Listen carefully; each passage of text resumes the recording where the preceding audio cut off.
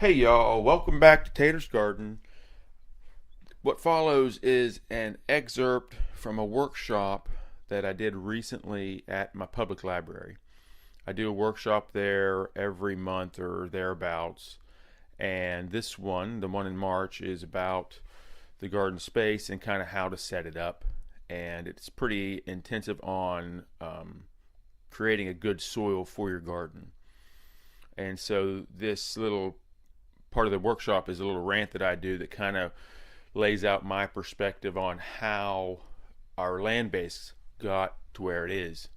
And I'm sure, like me, most of you, your homestead is on a worn out old farm that you bought or inherited.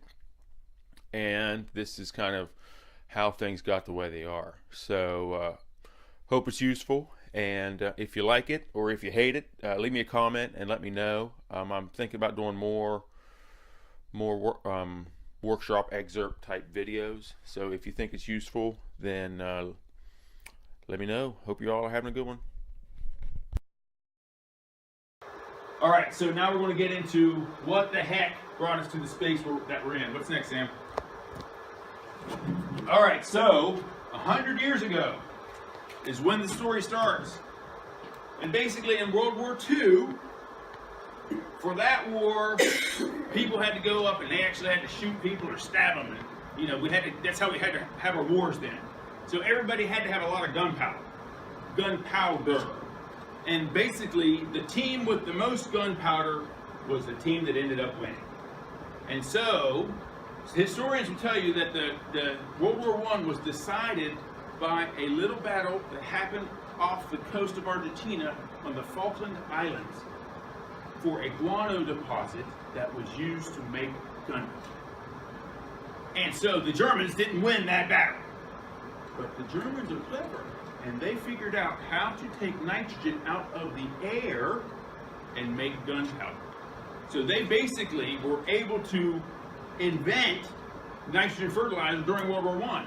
And after World War I, everyone was like, oh wow, that nitrogen, we need some place to sell it. And they found out that, oh wow, when they put that on their wheat fields, they grew a lot more wheat. So, wow, the Industrial Revolution goes to the family farm. And that's how it started. Then, to compound that, so what was really happening with all that nitrogen fertilizer is the nitrogen was exciting the bacteria in the soil, was making it overly active, and it started eating up all of the carbon reserve in the soil, and the plants were then able to thrive rapidly for a short period of time. The system was out of balance. Okay, so that's what was happening in the 20s. In America, in the late 20s, we were really excited about this idea. And the stock market got into it by selling wheat futures. And so then everybody and their brother wanted to be a wheat farmer because there was good money in it, finally. And guess what they did? They plowed up something like 1 million acres, and then a drought came and all the dirt blew away. And so that's what the Dust Bowl was all about. 5 or 6 years, during the Great Depression of all times. But these negative effect, these bad tillage practices, because they were going out and just making the dirt completely bare, leaving it bare for months and months. Then they had a bad weather climate situation, and all the dirt blew away. What's next? What's the next one, Sam? All right. So then we get into World War II, and World War II brought our nation together because we all had. We had to go fight the bad guys. And we were all on board to do that. But when everybody came home from that war, remember all the farm boys went and fought that war, but when they came back, they were like, I've seen the wide world. I don't want to go live on mom and pop's farm anymore. I want to go live in town. I want to go work over here. They didn't want to come back to the life they had before the war. And so agriculture changed. There wasn't as much labor available. And we had done such a great job building tanks that we switched over and started building tractors. And everyone was like, oh, I can get me a little tractor for $400, and I can get rid of those mules that are just such a pain, and I got to fool with them for half a day just to work with them for half a day, and man, that's tough.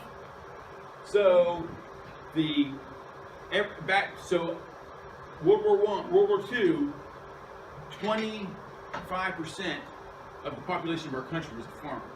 Okay? That number now is less than 1%, and it's steadily declined, taking a few dips a little quicker through a few different things that have happened through this part of the story. So mom and pop got too old to farm, and nobody wanted to do it anymore. They sold the farm to their neighbor. His farm got a little bit bigger, and that happened for the next 30 years after World War II. And as that went, the people that were farming found it was easier to do one thing instead of doing 15 different things that they used to do on their family farm, because everybody lived off the family farm, and they sold a little bit of extra. So everybody raised 3 pigs and 2 sheep and 10 cows and a great big garden, and that's just what everybody did with the 25% that were farmers.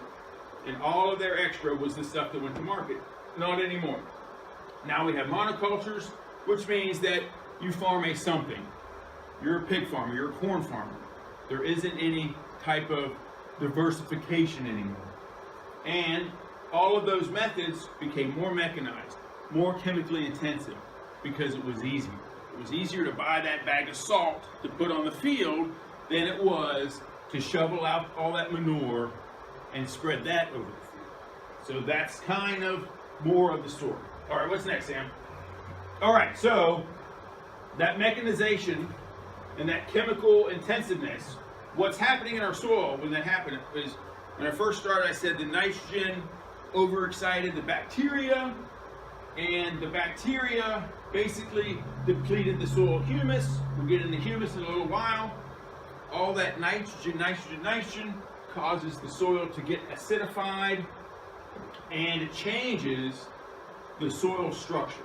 So we have this chemical part, but the other thing that we've done is, through all that mechanization, is we basically run the rototiller over. Anytime we think, oh, I got to go do something with my soil, we stir it up. And what we're doing is we're just mashing all of our particles. We'll get into what soil particles are in a minute. But the soil particles themselves, now's when we can talk about it. The soil particle itself is not a single unit. It's a cluster of units that are called the ped. And you have your peds that are all just, it's like a big bowl of popcorn, okay? But on a smaller scale. But think of the ped as like popcorn. And then around the popcorn is the water's coating all of the popcorn, and then there's little air passages that can go around all the peds too. That is a happy, healthy soil. But that's not what we get, because we go in and mash all the popcorn up until it's dust, and so we end up with a slurry. So around here, our clay soils were tough to deal with to begin with, but once we stirred them up over time, they got real bad. So that's what we have here. All right, what's next? The rant's over, by the way. All right, so why should we even